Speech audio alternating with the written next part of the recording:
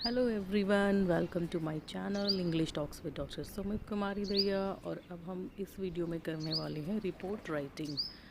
Report writing होती है वो बहुत ही इम्पोर्टेंट है, जैसा कि हम न्यूज़पेपर में पढ़ते हैं या किसी ऑर्गेनाइजेशन में कोई भी हमने इवेंट ऑर्गेनाइज़ किया है तो उसकी भी रिपोर्ट देते हैं। तो चलिए करते हैं, देखते हैं what is report writing.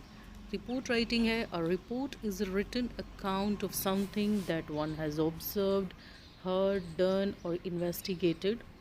It is a systematic and well organized presentation of facts and findings of an event that has already taken place somewhere. तो रिपोर्ट मतलब कि किसी भी चीज़ की जब हम रिपोर्ट देते हैं कि जो भी हमने देखा सुना या जो हमने तहकीकात की, जो हमने ऑब्ज़र्व किया कोई फंक्शन वगैरह, तो उसको वेल ऑर्गेनाइज सिस्टमेटिक तरीके में प्रेजेंट करते हैं, वो रिपोर्ट कहलाती है। रिपोर्ट राइटिंग का फॉर्मेट रहता है, टाइटल सेक्शन में जो है नेम आएगा ऑथर का जिसने ये रिपोर्ट दी है, और उस दिन की डेट आएगी जब रिपोर्ट प्रिपेयर की गई है। फिर आती है समरी। वहाँ पर क्या होता है कि जितने भी मेजर पॉइंट हैं आपको कंक्लूड करना है, कोई रिकमेंडेशन है वो आप उसमें डालेंगे, और ये बहुत छोटा होना चाहिए, बहुत बड़ा नहीं हम इसको लिखते हैं।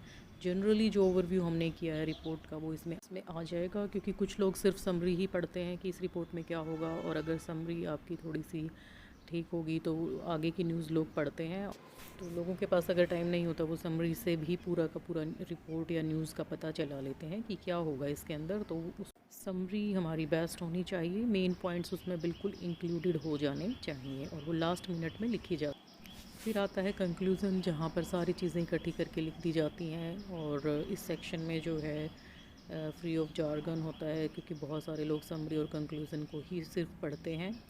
रिकमेंडेशन क्या होती हैं कि रिकमेंडेशंस प्लेन इंग्लिश में लिख दी जाती हैं कि भाई आप इनको ऑर्डर ऑफ प्रायोरिटी में लिखिए कि पहले ये होना चाहिए, फिर ये, फिर ये। अपेंडिसेस में आएगा वो इन्फॉर्मेशन जो एक्सपर्ट्स होते हैं इस फील्ड के वो इसको ज़रूर पढ़ते हैं, और ये टेक्निकल डिटेल्स इसमें दी जाती हैं, और इससे आपके कंक्लूज़न को सपोर्ट मिलता है। अब जार्गन्स क्या होता है? जार्गन होता है प्रोफेशनल वोकेबलरी, जो कि आम जो भाषा में लोग समझ नहीं पाते हैं, तो इसलिए जार्गन्स का यूज़ जो है अवॉइड करना चाहिए। इस कंक्लूज़न सेक्शन में ये जो है अवॉइड करने के लिए लिखा गया था।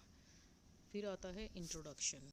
रिपोर्ट का फॉर्मेट कैसे रहेगा उसके तहत हम पढ़ेंगे कि इंट्रोडक्शन में हमें क्या करना होता है। यहाँ पर आपको बताना होगा कि क्या प्रॉब्लम है, और रीडर जो है वो इस रिपोर्ट को क्यों पढ़े जो आपने बनाई है।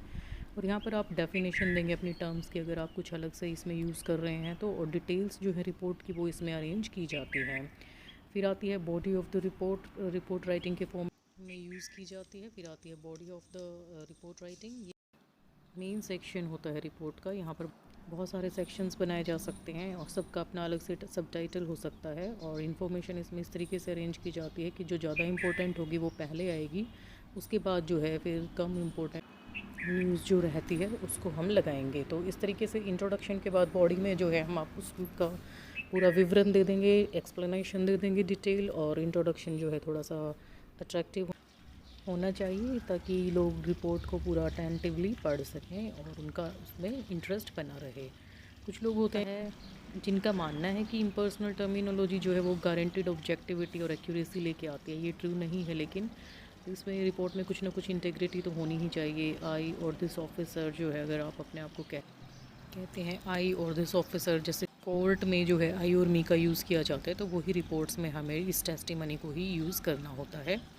तो कुछ मेन इंपॉर्टेंट पॉइंट्स हैं कि रिपोर्टिंग जब हम कर रहे हैं, रिपोर्ट राइटिंग कर रहे हैं, तो उसमें बहुत ही ध्यान रखने की ज़रूरत है, जिससे कि हाई स्कोर रिपोर्टिंग हो जाती है हमारी। और इन्फॉर्मेशन जो भी हम डालते हैं उसको हमें लॉजिकली ऑर्गेनाइज़ करना होता है कि मोस्ट इंपॉर्टेंट इन्फॉर्मेशन को हम पहले ही लिखेंगे। तो सबसे पहला पॉइंट हमारा गुड रिपोर्ट का होता है कि we must use names and pronounce I he her, जब this officer, about mention person, official one, इस तरह की टर्मिनोलॉजी को हम अवॉइड करेंगे। और हमें लिमिट करना है अपने आप को कि 3 कॉमास पर सेंटेंस में लिमिट करें, इससे ज़्यादा कॉमास नहीं लगाएं, नहीं तो सेंटेंस कॉम्प्लिकेटेड हो जाता है। और पंक्चुएशन का हमें पूरा ध्यान रखना चाहिए।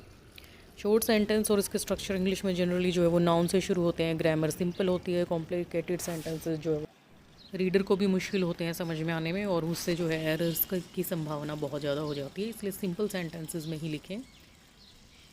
अपने आप को एक आइडिया पर सेंटेंस में जो है लिमिट रखें। उससे क्या होगा कि टाइम सेविंग टिप है ये, और आप रिव्यू करेंगे रिपोर्ट को तो वो बहुत इजी हो जाएगा मीटिंग के लिए। और लॉन्गर सेंटेंस जो है वो एरर को बढ़ाते हैं।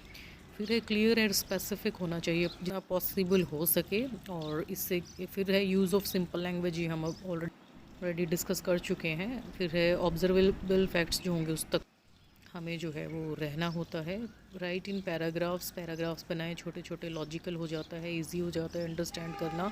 एक्टिव वॉइस का हम यूज़ करेंगे, तो उसके जिस तरीके से ये एग्जांपल दिए गए हैं, he didn't touch her, he and Maria have been fighting a lot. Bullet style का यूज़ करें जैसे कि लिस्ट बनाते हुए करते हैं, ये इसका एग्जांपल हम अभी करेंगे। रिपोर्ट्स इस फॉर्म में लिखी होती हैं तो बहुत इजी हो जाता है एंड करने के लिए। और गुड और बैड रिपोर्ट कैसे बनती है, सबसे पहले तो है क्योंकि अकेडमिशियंस ने हमें बताया कि डजेंट आंसर द ब्रीफ। अगर बैडली स्ट्रक्चर्ड होती है तो वो बैड रिपोर्ट कहलाएगी। इनअप्रोप्रिएट राइटिंग स्टाइल होगा तो भी बैड रिपोर्ट कहलाएगी। इसके अपोजिट होगा तो गुड रिपोर्ट कहलाएगी। Poor grammar and punctuation makes the report bad. Then comes in a correct or inadequate referencing, too much, too little, irrelevant material. If expression is not clear, it is a bad reporting. It doesn't relate results to purpose, then it is bad reporting.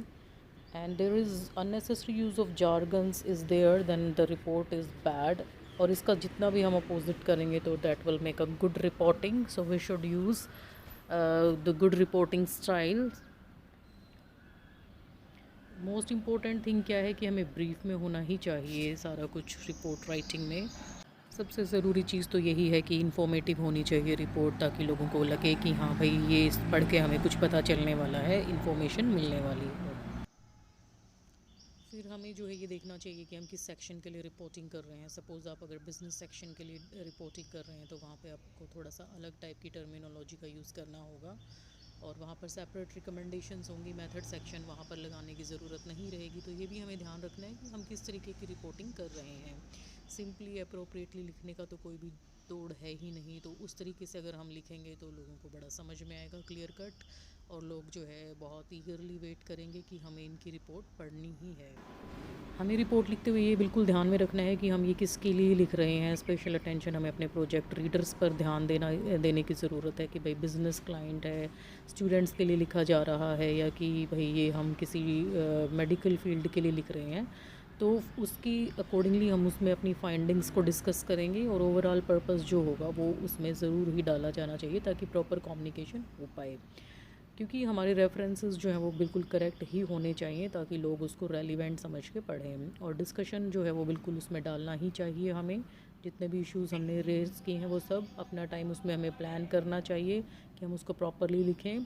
Scope क्या रहेगा इस report writing का वो भी हमें ध्यान में रखना है। उसको एक बार अपने आप खुद को जो है अलाउड पढ़ के देखें, ठीक लगती है तो उसको हम आगे डाल दें। प्रूफ रीड करें उसकी बहुत केयरफुली, जो भी कमियाँ हैं उसको हम रिमूव कर दें। अपने आप को थोड़ा सा जो है राइटिंग और फाइनल प्रूफ रीडिंग में थोड़ा सा टाइम दे के तब उसको करें, ताकि हमें ये ना लगे कि ये तो सारा ठीक ही है और हम उसमें गलती ना निकाल पाएँ। तो जैसे इसको हम ऐसे कर सकते हैं कि आधे या 1 घंटे के बाद उसको हम दोबारा से पढ़ें या किसी और से भी एक बार पढ़वा लें, तो वो प्रूफ रीडिंग में हमें जो है कमियाँ जो होंगी उसको हम ईज़िली ठीक कर पाएंगे। तो इससे क्या होगा कि बहुत ही ईजी हो जाएगा वो उसको ठीक करना।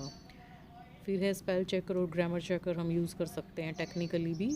और इसका ये मतलब नहीं है कि हम रिपोर्ट राइटिंग को डिस्कशन में हम थोड़ा कम टाइम दें, पर हमें उसको एग्जैक्टनेस देना बहुत ज़रूरी है। ये एक अल्टीमेटली देख लेते हैं कैसे रिपोर्ट्स को रीड किया जाता है। एब्स्ट्रैक्ट और समरी आएगी, इंट्रोडक्शन आता है, फिर कंक्लूजन, डिस्कशन डाला जाता है, फिर फाइंडिंग्स और मेथोडोलॉजी डाली जाती है, फिर अपेंडाइसिस को हम इसमें डालेंगे।